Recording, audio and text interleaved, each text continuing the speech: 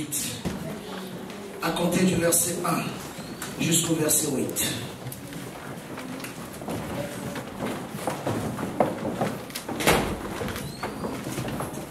Luc, chapitre 1, à compter du verset, chapitre 18, excusez, à compter du verset 1 jusqu'au verset 8. Si nous avons trouvé, nous lisons au nom de Jésus, nous lisons. Jésus leur adressa une parole pour montrer qu'il faut toujours prier et ne point se relâcher. Il dit, il y avait dans une ville un juge qui le priait pointilleux et qui n'avait d'égard pour personne. Il y avait aussi dans cette ville une veuve qui venait lui dire, fais-moi justice de ma partie adverse. Pendant longtemps, il refusa. Mais ensuite, il dit lui-même, quoique je n'aime point Dieu et que je n'aime bien aucune personne, néanmoins, à que ces veuves m'importunent, je lui ferai justice afin que ne vienne pas sans cesse nous casser la tête. Le Seigneur ajouta, entendez ce que dit le juge unique. Et Dieu ne fera-t-il pas justice à ses élus qui crient à lui jour et nuit, et tardera-t-il à leur égard? Je vous le dis, il leur fera promptement justice. Mais quand le Fils de l'homme viendra, trouvera-t-il la foi sur la terre? Père, je prie pour ta parole, que moi je disparaisse, mais que toi, ce matin, tu apparaisses sur le milieu de ton peuple. Seigneur, parle. Seigneur, touche. Seigneur, console. Seigneur, délivre. Seigneur, réponds à la prière de quelqu'un ce matin. Ainsi nous t'avons prié au nom de Jésus. Amen. Que le Seigneur bénisse. Nous pouvons reprendre place. Je disais tantôt qu'il arrive souvent dans la vie, dans les difficultés de la vie, que l'homme, les hommes que nous sommes, nous oublions ce que Dieu est capable de faire. Il y a eu un peuple précieux mais en même temps bizarre. Un peuple qui avait reçu un privilège de retenir l'attention de Dieu. Vous vous imaginez que ce peuple a eu à prier pendant 400 ans pour la délivrance. 400 ans, imaginez, jour pour jour. Des générations sont passées. Mais ce peuple continue à prier pour leur délivrance. Et un jour, Dieu va parler à un homme. Il dit, j'ai entendu le cri, les plaintes de mon peuple. Et je suis descendu pour aller les délivrer. Et Dieu choisit Moïse pour aller faire ce travail. Ce n'était pas une tâche facile. Mais pour faire l'histoire courte, c'est le même peuple qui a eu à prier pour réclamer quelque chose de la part de Dieu. Et quand Dieu a décidé de leur délivrer, Dieu a commencé un processus au travers de ce peuple. Et c'est vrai, le processus de la délivrance, souvent n'est toujours pas facile à accepter.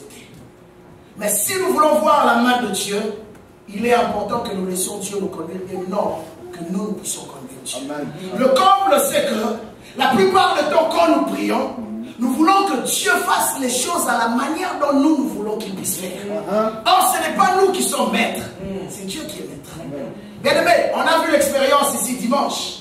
On avait un programme très bien établi. Et j'ai travaillé avec maman Jocelyne et maman Christine. On a fait un programme à telle heure, on va faire telle chose, à telle heure, on va passer le micro à un tel. Mais bien aimé, je vous garantis que personne n'était plus capable de contrôler ce qui est en train de se passer. Amen. Au point que dans mon cœur, comme je vous l'ai dit, je commençais à me poser la question, j'ai dit, mais Seigneur, où est-ce que tu es en train de nous amener? Finalement, ces gens-là ne vont pas arrêter. Dieu m'a dit qu'il est important de temps en temps de le laisser prendre le contrôle. C'est vrai, nous avons notre programmation, nous avons notre façon de faire. Mais quand Dieu décide de faire les choses à sa manière, bien aimé, laissons Dieu faire ce qu'il veut faire. Voilà pourquoi il parle au travers du prophète Ésaïe. Il dit que vos voix ne sont pas mes voix, vos pensées ne sont pas mes pensées. La preuve en est que le jour où Dieu avait décidé de délivrer les captifs de Sion, la Bible dit que le peuple de Dieu qui réclamait la délivrance de ce peuple, de leurs frères, était comme dans un rêve. Ils ont prié pour cela. Ils ont prié pour que Dieu intervienne. Mais le jour où Dieu a décidé d'intervenir, ils ont cru que c'était un rêve. Et c'est de la même façon, bien aimé. que Dieu a toujours voulu posséder. Parce que vous savez, un héritage, une bénédiction, donc tu n'as pas eu à suer pour, tu ne comprendras jamais la valeur de cette bénédiction. Amen. Amen. Amen. Vous savez, j'ai toujours répété, je vais encore le redire ce matin, qu'une maman comprend la douleur de l'enfantement. C'est la raison pourquoi vous voyez que les mamans sont tellement attachées à leurs enfants. Parce qu'elle sait que non seulement qu'elle a eu à souffrir pendant 9 mois, mais le jour où l'enfant est sorti, c'était encore une douleur. Au point que de fois, elle se pose la question, mais Seigneur, pourquoi tu m'as donné cette grossesse s'il faut me faire souffrir comme ça? Rappelez-vous de Rebecca, cette femme portait 2 nations dans son ventre. Mais la Bible dit que cette femme, quand les douleurs ont commencé, elle est allée pleurer vers Dieu pour lui questionner, pour savoir qu'est-ce qui se passe. C'est toi qui m'as donné cette grossesse. Pourquoi ça me dérange autant? C'est là que Dieu va lui révéler la destinée de ceux qui se trouvaient dans son ventre. C'est la même chose. Un jour, une femme se levait, elle avait un problème. La Bible l'appelle veuve. Une veuve, c'était une personne qui avait perdu son mari. Et vous savez, à l'époque, aux temps anciens, les femmes n'avaient pas le droit d'aller à l'école. Les femmes n'avaient pas le droit d'occuper certaines positions. Ce qui faisait que dès lors que le mari mourait, la femme n'avait plus personne sur qui s'appuyer. S'il n'avait pas un fils qui était devenu riche, la femme était soit abandonnée à elle-même, soit elle entrait dans le système, ou peut-être on pouvait la marginaliser, selon le bon vouloir de ceux qui avaient le pouvoir. Mais cette femme s'est retrouvée dans une circonstance telle que il fallait qu'elle reçoive gain de cause, sinon elle allait mourir. Et cette femme est allée trouver celui qui était, qu'on appelait les décideurs, les juges. Mais bizarrement, elle est allée trouver un juge qui n'avait pas la crainte de Dieu dans son cœur. Ces juges faisaient ce qui lui semblait bon. Parce qu'il dit que lui ne craignait personne. Et à chaque fois que la femme venait, cet homme ne cessait de repousser cette femme. À chaque fois qu'elle venait, le juge ne cessait de repousser cette femme. Mais un jour, elle s'est dit, mais comment cette femme, tout le monde me respecte, tout le monde me craint, mais comment cette femme, malgré ce que je lui fais, continue toujours à venir? Alors, il a décidé au-dedans de lui-même, il dit, ok, comme cette femme, elle est aussi perspicace, qu'est-ce que je veux faire? Je vais quand même lui donner gain de cause pour me débarrasser d'elle une fois pour toutes, de peur qu'elle me fasse du mal.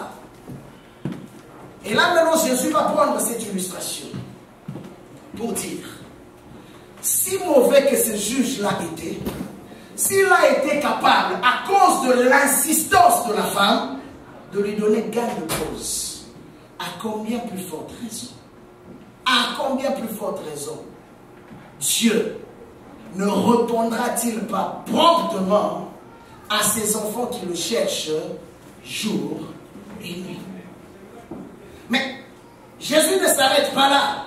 Il pose une dernière question. Et c'est là qu'il finit sa parabole. Il dit, mais est-ce que quand le Fils de l'homme reviendra, trouvera-t-il encore de la foi?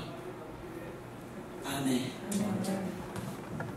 Je vous parlais tantôt de fils du peuple d'Israël.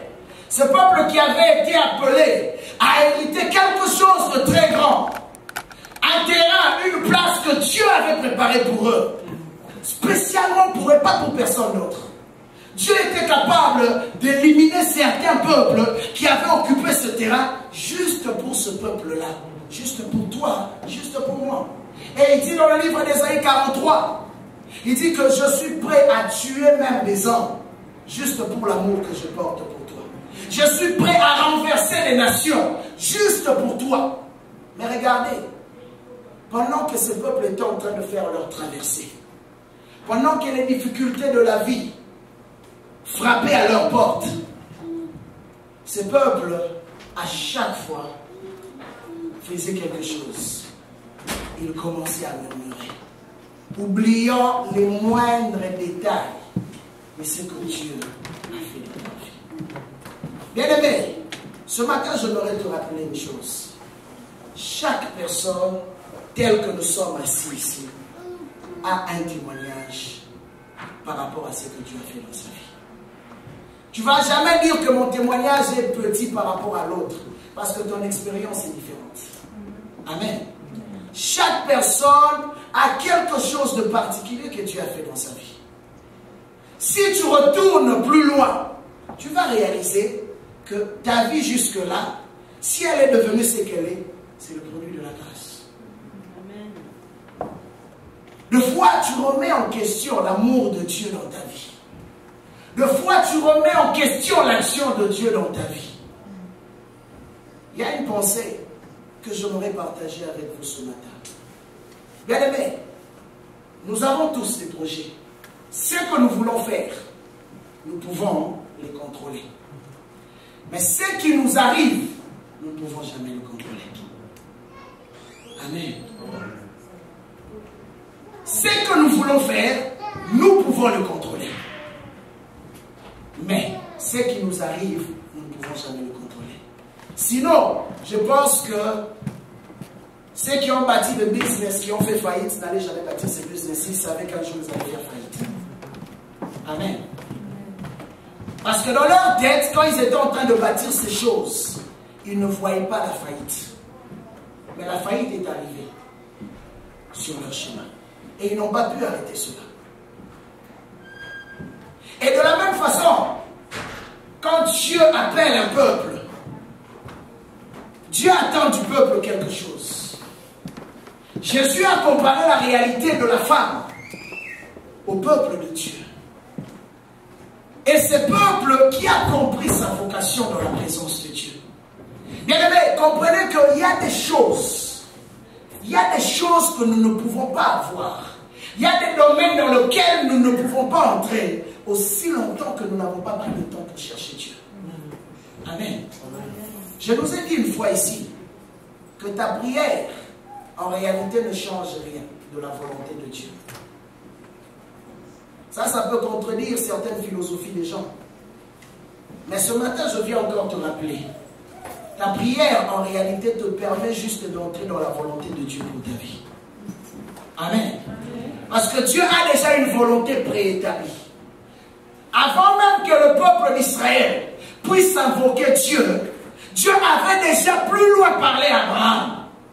Il lui a dit que ta descendance, ta postérité, deviendra esclave. Ils seront immigrants et esclaves. Et ils resteront dans ce pays, dans l'esclavage, pendant 400 ans. Vous vous imaginez que des siècles avant, Dieu avait déjà parlé à un prophète pour lui dire ce qui allait arriver après. Mais quand cette génération-là est née, cette génération-là peut-être ne connaissait pas la prophétie. Il y avait juste quelques-uns qui peut-être avaient pris part à cette prophétie. Mais la plupart d'entre eux voyaient les circonstances qui les entouraient. Et ils ont commencé à pleurer. Cela les a poussés à aller vers Dieu, à réclamer l'intervention de Dieu, à réclamer une manifestation de Dieu dans leur vie. Et pendant qu'ils étaient en train de le faire, Dieu se révélait toujours au travers de l'un d'entre eux, qu'on a appelé le plus grand prophète de l'histoire, Moïse, pour aller accomplir ce qu'il avait déjà préétabli. Voilà pourquoi, bien aimé, il est important ce matin que tu comprennes que s'il y a une chose que le diable va t'empêcher de faire, c'est de prier. Amen. Parce qu'il sait que dès lors que tu vas t'agenouiller pour prier, tu vas connaître ce pourquoi Dieu t'a appelé.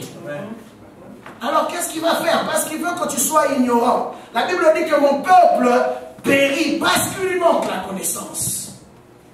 Mais vous savez, j'aime la suite. Souvent nous prenons la partie A, mais j'aime la suite. Dieu ajoute encore, non seulement parce qu'il lui manque la connaissance, mais c'est parce qu'en même temps ce peuple a rejeté aussi la connaissance. Paul parle au peuple thessalonique. Il leur dit une phrase. Et c'est parmi les versets les plus courts de la Bible. Il dit, priez sans cesse. Priez sans cesse. Pourquoi il rappelait aux hommes de prier constamment? Parce que, bien aimés, comprenons que dans notre chair humaine, nous sommes limités dans notre fonctionnement. Il y a des choses que nous connaissons, il y a des choses que nous ignorons. Mais la Bible appelle Dieu l'omniscient, parce qu'il connaît toutes choses, le fait que lui-même a établi toutes choses. Et en même temps, il nous demande de faire un travail. C'est que si nous voulons entrer dans sa connaissance à lui, par rapport à nos vies, nous devons aller vers lui, à travers la prière, réclamer que Dieu nous révèle sa volonté pour nos vies. Vous savez, un homme qui a compris ce pourquoi il a été appelé, réagit ou agit comme cette femme. La femme savait au plus profond d'elle-même qu'un juge étant un homme de la loi ne pouvait pas aller à l'encontre de la justice. Amen. Elle le savait. Voilà pourquoi une seule réponse ne lui suffisait pas. Elle a continué à insister. Elle a continué à insister pour que ce juge fasse quelque chose de sa vie. Bien-aimé, si tu ne vois pas clair dans ta vie, arrête de tâtonner. Arrête d'aller partout. Va auprès de celui qui t'a créé. Parce que ta réponse ne se trouve nulle part ailleurs. Il y a un homme qui a dit un jour, il dit, le miracle est si proche de vous que vous pouvez le penser. Le miracle se trouve dans ta maison. Le miracle ne se trouve nulle part ailleurs. C'est dans ta maison. Et l'autre fois, je vous ai rappelé ce que Jésus disait toujours quand il guérissait. Il dit qu'il en soit fait selon ta foi. Mais pose la question à la fin. Est-ce que quand le Fils de l'homme reviendra, trouvera-t-il encore des hommes qui ont compris qu'ils doivent continuer à prier pour recevoir ce qu'ils recherchent? Ou des hommes qui seront capables de dormir dans leur voiture en faisant 4 jobs pour payer leurs factures? Bien aimé, j'aime toujours dire une phrase. J'encourage les gens à travailler. Mais en même temps, ne travaille pas au point de perdre ton âme. Ne travaille pas au point de manquer dans ta présence, dans la présence de Dieu. Amen. Je vous ai parlé une fois ici des ventilateurs. Les ventilateurs, même quand on les débranche, continuent à tourner. Il y a de l'air encore qui sort. Mais à un moment donné, ça s'arrête. Or, Dieu attend de nous en tant que son peuple que nous puissions toujours être branchés à ce système. Pour être capable aussi de changer notre réalité. La Bible dit ici que pour ceux qui cherchent Dieu jour et nuit, Dieu ne cesse pas de répondre, mais il répond promptement à la prière de ceux qui le cherchent jour et nuit. Il s'empresse en tant que Dieu d'intervenir à leurs circonstances. Il y a encore des hommes persévérants au milieu de cette génération. Il y a encore des femmes persévérantes au milieu de cette génération, prêts à se mettre à l'écart pour chercher la face du Seigneur. Je vais vous donner juste un exemple typique. Vous allez voir la raison qui fait que quand on a des réunions d'intercession, les gens ne viennent pas. Vous savez pourquoi? C'est le jour où il y a l'intercession que tout le monde a un programme. C'est le jour où il y a l'intercession que tout le monde a une occupation. Pourquoi? Parce que le diable t'empêche d'aller recevoir ta bénédiction. Tu ne comprends pas? Tu trouves un temps, tu trouves une excuse pour ne pas venir à la réunion de prière. Mais ça rejoint le diable. Parce qu'il sait que s'il peut t'empêcher d'aller à la prière, il t'empêche en même temps aussi d'entrer dans ta bénédiction. C'est ce qu'il fait. Il va t'occuper juste pour que tu ne pries pas. Remarquez bien aimé, à chaque fois que tu prends des décisions, tu dis que maintenant je vais avoir une discipline de prière. Remarque qu'il y a toujours des occupations qui arrivent, qui surgissent même de je ne sais où. Un problème qui peut venir de je ne sais où, juste pour te pousser à ne pas prier en ce temps que tu avais fixé au rendez-vous que tu avais donné à Dieu pour aller faire autre chose. Je vais vous raconter l'histoire. Un homme de Dieu aux États-Unis, c'est un pasteur. Un jour, ils étaient à table avec sa femme et ses enfants. Ils s'apprêtaient à manger. Et sa femme, après avoir préparé, lui a demandé de prier. La table était prête. Comme d'habitude, nous savons que la prière pour la nourriture est toujours une prière courte, une prière expéditive. Mais cet homme a commencé à prier. Il a senti dans son esprit qu'il devait continuer à prier. Imaginez-vous que les enfants ont faim. Madame a faim, lui-même avait faim. Mais il n'avait pas le choix que d'obéir à Dieu. Heureusement pour lui, c'était un homme de prière. Cet homme a commencé à prier. Dieu l'a poussé à commencer à parler en langue. Il a commencé à parler en langue. Les enfants étaient là en train de regarder papa. La femme était là en train de regarder son mari. Il se posait la question, mais où est-ce qu'il s'en va lui? Il a prié comme ça, bien aimé. Lui-même raconte ce témoignage pendant 30 minutes.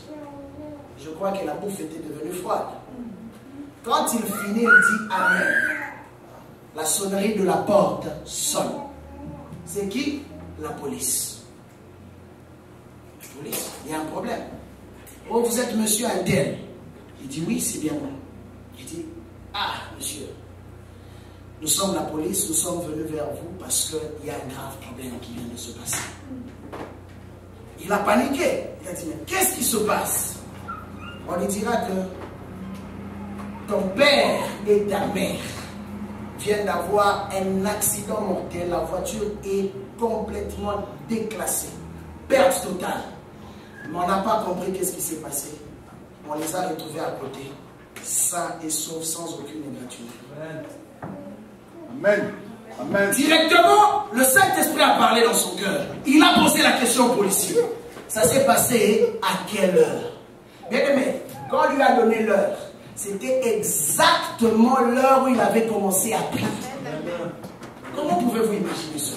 Bon, maintenant, s'il n'avait pas prié, qu'est-ce qui allait se passer? Amen. Amen. Voilà pourquoi, bien aimé, il est important.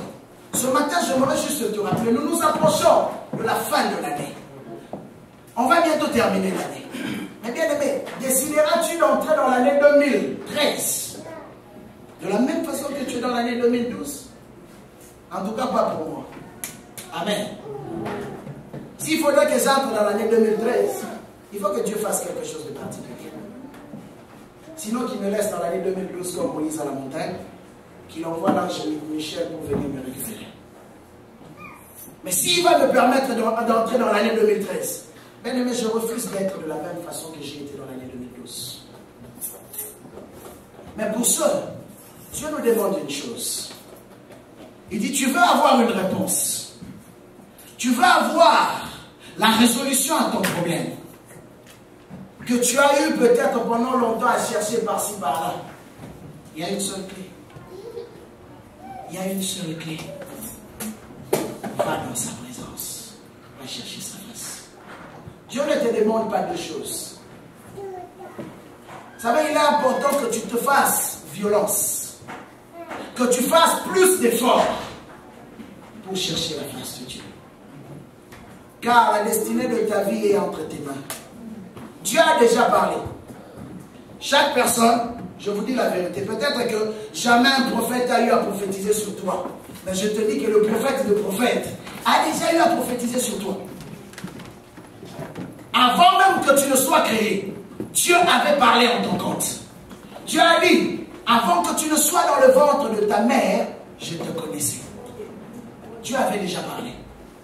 Mais pour que tu saches exactement ce que Dieu a eu à dire, quand est-ce qu'il veut que tu le fasses? Il te demande de faire une chose. Fais comme cette femme. Fais comme cette femme. Qui n'a pas cessé d'aller frapper à la porte de Dieu. Il dit, demande et il te sera donné. Frappe et on t'ouvrira la porte. Cherche et tu vas trouver. Comment tu cherches? Est-ce que tu es persévérant ou persévérante dans ta prière? Ou tu pries une journée et puis tu te fatigues? Tu pries quelques minutes, tu ne vois pas les résultats, tu te fatigues. Bien aimé, ne t'en fais pas. Je veux juste te dire une nouvelle ce matin. Ne t'attends pas que quand tu commences à prier, le ciel, tu vas voir un tremblement de terre, quelque chose de tellement grand qui va se passer. Non, bien aimé. Jésus-Christ, après 40 jours, vous savez qui l'a rencontré? C'était Satan. Il venait de sortir de la présence de Dieu pendant 40 jours et 40 nuits. Mais il a rencontré qui? Satan. Mais Satan connaissait que ce que Jésus-Christ venait de recevoir était plus grand que lui. Mais la seule façon de le stopper ou de l'arrêter, c'était de l'emmener à se compromettre par rapport à ce que Dieu venait de lui donner. Et c'est souvent ça qui arrive. Tu pries aujourd'hui, tu t'enfermes pour prier, tu sors, tu rencontres un problème qui peut t'énerver même. Au point que tu te poses la question, Seigneur, moi je t'ai venu dans ta présence, c'est vraiment ça que tu me donnes comme cadeau. Ne t'en fais pas, c'est un test de la foi. Amen. Tu dois être capable de réussir ce test. Voilà pourquoi Jésus-Christ a parlé de la persévérance. Cette femme a reçu une réponse qui était négative. Une réponse à laquelle elle ne s'attendait pas. Mais elle s'est dit, moi je sais ce que je recherche. Et je sais ce que Dieu m'a dit. Même si toi tu me dis non, je sais qu'un jour tu finiras par changer ta décision. Et elle a continué à prier. Et Dieu cherche des hommes et des femmes qui sont capables de voir dans sa dimension et de croire comme lui croit. Et c'est là que nous verrons certaines situations commencer elles-mêmes à lâcher prise. Vous savez, c'est seulement après avoir vaincu le diable que Jésus-Christ était maintenant prêt à commencer son ministère. C'est pourquoi vous vous étonnez que quelqu'un entre en prière, en jeûne et en prière, qui sort, il fait une plus grosse bêtise, même avant qu'il ne soit en prière. Vous ne vous êtes jamais posé la question? Pourquoi? Parce qu'il a laissé les circonstances de la vie l'influencer. Mais Jésus-Christ n'a pas fléchi devant les circonstances de la vie. Il n'a pas fléchi devant l'oppression de la vie.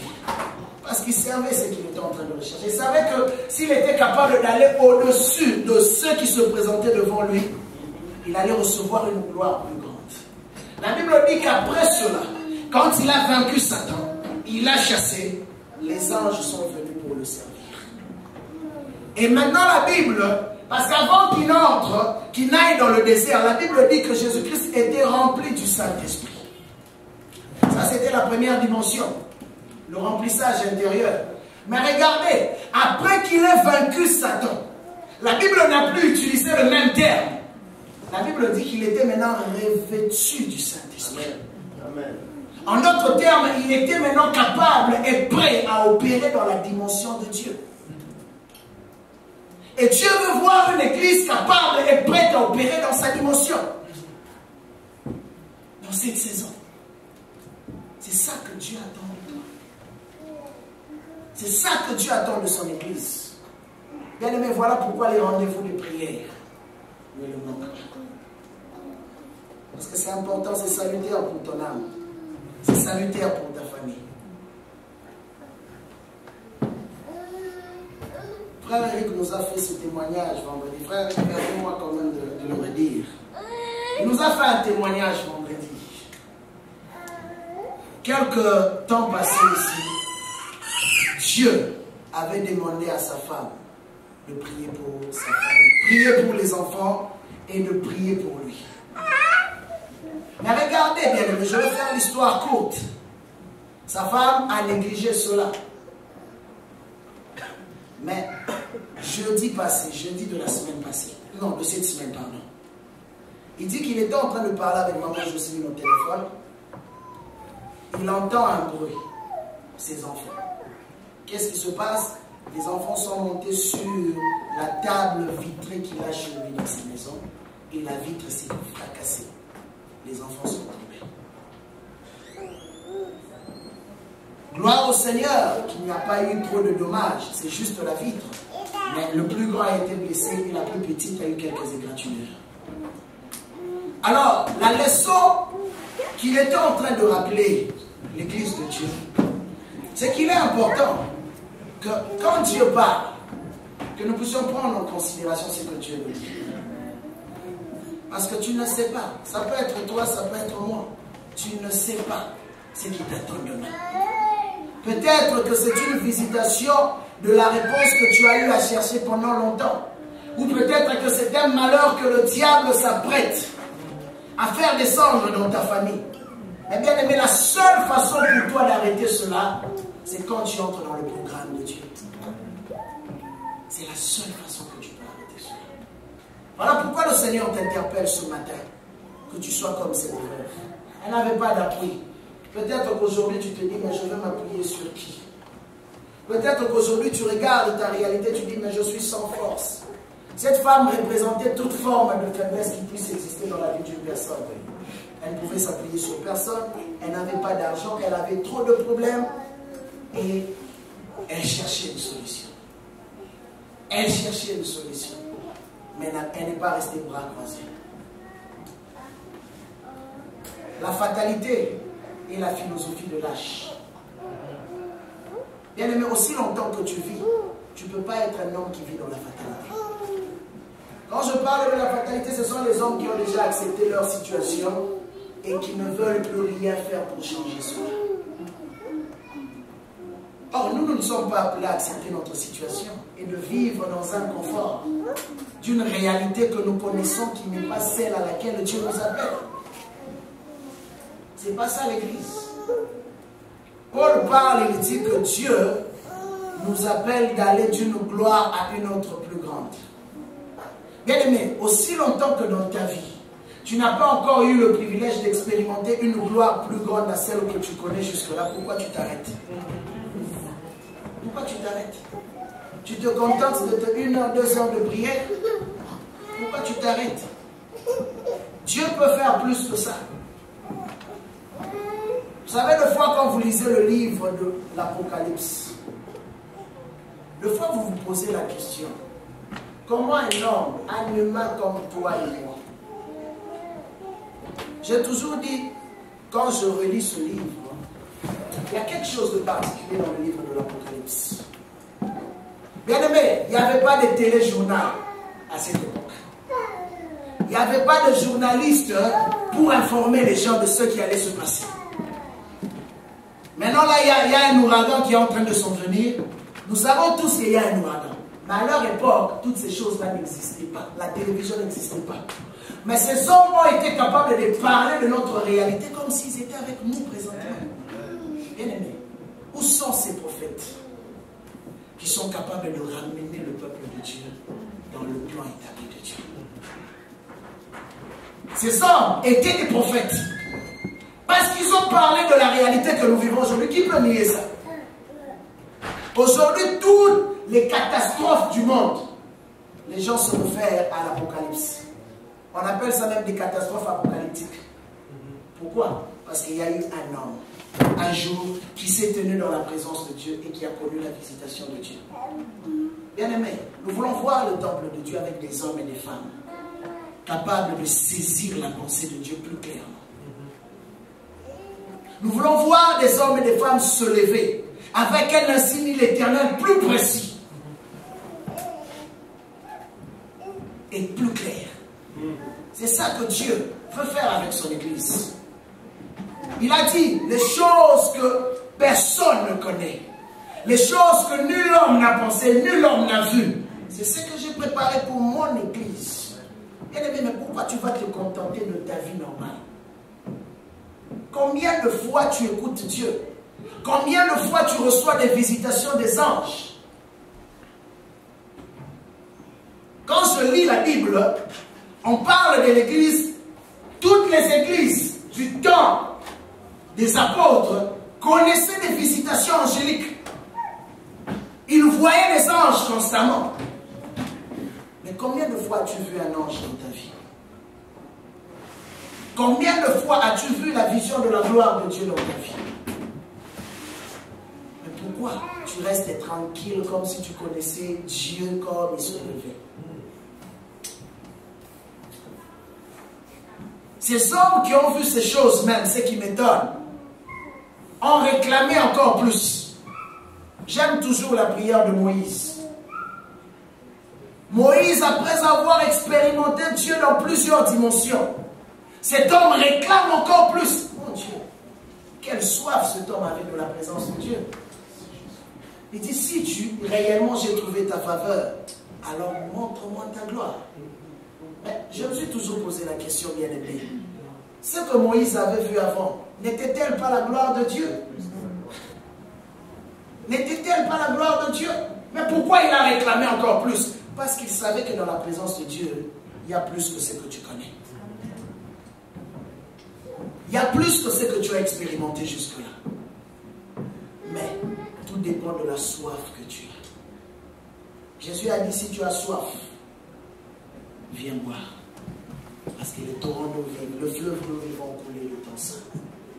Est-ce que tu as réellement soif? Si tu as soif, tu feras des efforts. Si tu as soif, tu vas te lever. Parce que Dieu dit, je cherche un homme, pas deux, un homme qui est prêt à se tenir à la brèche. Tu veux que les choses changent, tu dois être prêt à te tenir à la brèche. Tu dois être prêt à aller frapper à la porte du Très-Haut, comme cette femme. Elle a dit non, aussi longtemps que je n'ai pas encore vu, je ne veux pas arrêter de frapper à la porte. Pourquoi tu vas t'arrêter de frapper? Pourquoi tu vas t'arrêter de prier aussi longtemps que tu n'as pas encore vu l'accomplissement de ce que Dieu t'a dit? La Bible dit, un chien vivant vaut mieux qu'un lion mort. Le lion, c'est le roi des animaux. Mais si le lion meurt, il ne sert plus à rien. Or, la représentation de ce que Salomon était en train de dire, c'était pour dire aux hommes que nous avons la nature, nous sommes de la race de lion. C'est pourquoi on appelle Jésus le lion de la tribu de Juda. Mais si nous avons perdu notre sens de la réalité, pourquoi nous sommes là, bien aimés, les chiens, qui est la représentation des païens, valent mieux que nous qui venons à l'église. Amen. Amen. Pourquoi? Parce qu'eux vivent encore, il y a encore de l'espérance, ils peuvent changer pour devenir des lions. Mais toi, un lion qui est mort, tu ne sers plus à rien. C'est pourquoi ce matin, j'aimerais que tu reprennes ta nature de lion. Mais ta nature, tu ne peux la reprendre que dans la présence du Seigneur. J'aimerais que tu prennes un engagement avec ton Dieu. Que tu prennes une décision avec ton Dieu. Que tu réalises que réellement, si tu ne pries pas, rien ne pourra se passer. On peut beau te prêcher. Tu peux beau venir à l'église. Mais si tu ne pries pas, rien ne pourra se passer. Alors ce matin, j'aimerais que tu prennes une décision. Seigneur, peut-être que je ne comprends pas ce qui se passe dans ma vie. Mais une chose est sûre. Ta parole est la vérité. Ce que tu dis, c'est ça la vérité. Tu m'as dit de prier. Même quand je ne comprends pas, je dois prier. Amen. On ne prie pas seulement quand on comprend. Même quand tu ne comprends pas, tu as l'obligation de prier.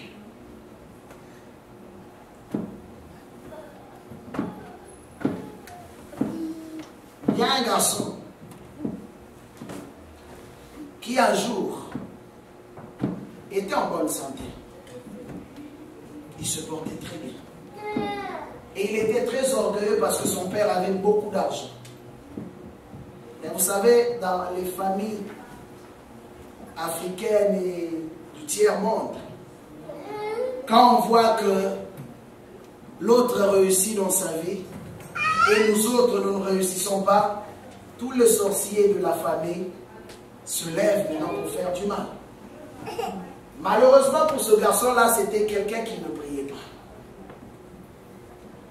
Et le diable a profité de son orgueil pour le frapper d'une maladie que personne n'arrivait à comprendre.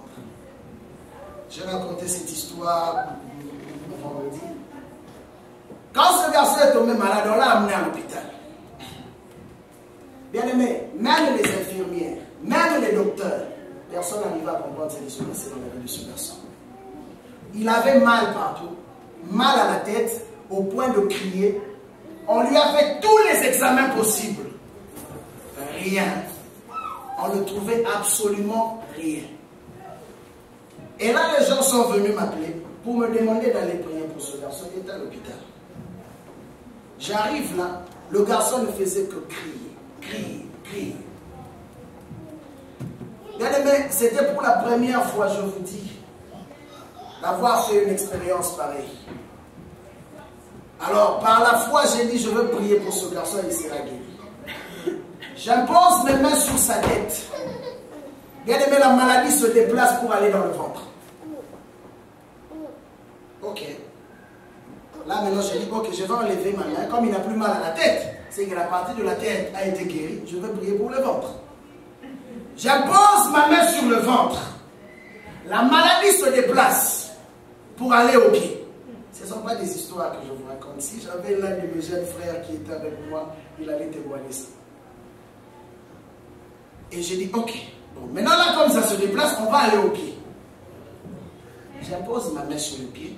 La maladie revient, remonte encore. Alors à un moment donné, on a dit, ok, moi je vais toucher la tête, toi tu vas toucher le ventre, on va prier. Bien aimé, j'ai jamais vu de toute ma vie une maladie se déplacer dans le corps d'une personne. Ça, c'est des réalités que je vous raconte. Moi, je touche la tête, l'autre touche le ventre, on commence à prier. La maladie se déplace dans le corps. Et l'enfant continue à crier. Alors finalement, les infirmières commencent à se moquer de nous. Ils disent, ah, vous aussi, vous aimez croire à des histoires bizarres. Cet enfant-là, il doit avoir un problème dans sa tête. On avait compris que c'était une influence démoniaque. Alors là, on ne savait plus quoi faire. Seigneur, on est venu prier par la foi, mais pourquoi cet enfant n'est pas guéri? Je suis retourné, je me suis recueilli dans la présence du Seigneur. Consultant Dieu pour que Dieu me dise exactement qu'est-ce qui est en train de se passer. Le Seigneur m'a donné quelques directives à faire. Et il m'a dit de prier avec lui l'onction et de faire accepter d'abord cet enfant le Seigneur Jésus-Christ. Parce qu'il y avait une porte qui était ouverte. Il fallait fermer d'abord cette porte. Bien aimé, nous sommes allés. Je lui ai prêché Jésus. Vous savez, quelqu'un dans la douleur n'a pas le choix. Avec ce qu'il était en train de vivre, hein, s'il voulait la guérison, il n'avait pas le choix d'accepter le Seigneur. Ce garçon-là a accepté le Seigneur Jésus dans sa vie comme son maître et comme son sauveur. Bien aimé, je vous garantis, ça n'a pas pris une minute. J'ai pris l'huile d'onction, j'ai imposé mes mains sur sa tête. J'ai prié pour lui. Cet enfant-là s'est endormi. Pour la première fois, l'enfant va dormir parce qu'il dormait pratiquement pas à l'hôpital. Il a dormi pendant 10 heures du temps. Non-stop. Et quand il s'est réveillé, il n'avait plus mal. Et les infirmières sont venues. L'une d'entre elles me pose la question, elle me dit, mais comment vous avez fait? Moi j'ai dit, non, nous n'avons rien fait, c'est Dieu qui a tout fait. Nous avons juste prié et Dieu a opéré. Mais je vous garantis, juste à cause de ce témoignage, l'une des infirmières de cet hôpital avait accepté le Seigneur Jésus-Christ. Parce qu'elle a réalisé, non, c'est impossible. On a tout fait. Mais cet enfant-là ne pouvait pas recevoir la guérison. Mais vous avez prié. Aujourd'hui, l'enfant est en bonne santé. Et vous savez, quand on a fait maintenant l'examen, on a repris le sang, ils ont trouvé que c'était la malaria. Comment vous pouvez imaginer? Les mêmes médecins, le même laboratoire, qui ont eu à faire des examens, ils ne trouvaient absolument rien. Mais juste après, ils ont trouvé qu'il y avait une dose de malaria. Je ne sais pas si c'est 2 plus ou quelque chose comme ça. Et c'est comme ça qu'on lui a donné un traitement. Et jusqu'à quand j'ai laissé ce garçon, il était en bonne santé. Il avait commencé à servir Dieu. Mais je n'ai plus de ses contacts. Mais je me suis dit, si Dieu, juste à cause de la prière, est capable de solutionner ce genre de situation. Les sorciers de la famille avaient déjà arrêté un plan. Ils avaient dit, nous allons tuer ce garçon pour faire souffrir son papa. Mais Dieu a montré, a révélé son amour. Heureusement pour lui, il avait dans la ville des personnes qui servaient Dieu. À cause de la prière, Dieu a intervenu. Bien aimé, réalise maintenant, dans la ville où nous sommes, combien de personnes ont besoin de la prière? Le frère Eric nous a donné un témoignage. Regardez la campagne que le diable est en train de faire présentement.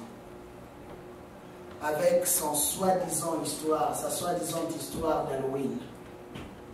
Où on est en train d'embobiner le monde entier, à les laisser croire qu'il y a des démons gentils. Qu'il y a des mois où il faut célébrer le diable, célébrer les morts. Et on donne des bonbons sacrifiés aux idoles. Et à l'école, même nos enfants sont exposés à ce genre de choses.